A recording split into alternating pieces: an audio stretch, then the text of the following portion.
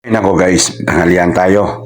Ang ulam namin ay inihaw na tulingan. Kaso lang guys, wala kaming gulay. Ayaw kong kumain na walang gulay, so gagawa ko ng paraan. Ito yung gulay ko. Yan, kawan natinan.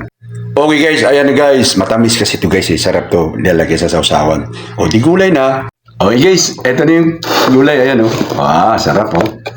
Siyempre, inihaw at prutas. Yan. Siyempre, tubig. Gumulong yung inihaw Tubig tayo. Sarap. Maram tayo. Masarap yung inihaw na tulingan pag yung umuusok pa sa init. Ayan. Kaihaw lang ba? Pero pag matagal na, yung medyo babahaw na inihaw, matigas na siya eh.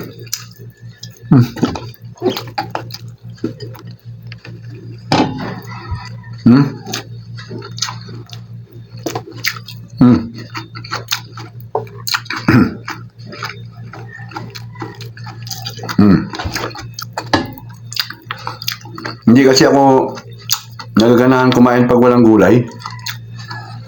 Pero nung bata pa ako, hit na hit ko yung gulay. Ngayon nagka-edad ng konti lang. Nagka-edad ng konti, gulay na.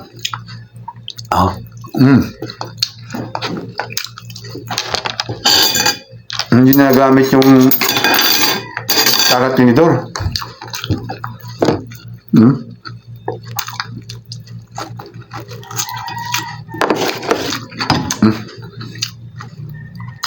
Kilala niyo ba yung prutas na yan guys? Ito. Honeydew yan, honeydew. Matamis yan, masarap din yan. Yan o. Okay. May nakarang araw kayo, naglindol eh.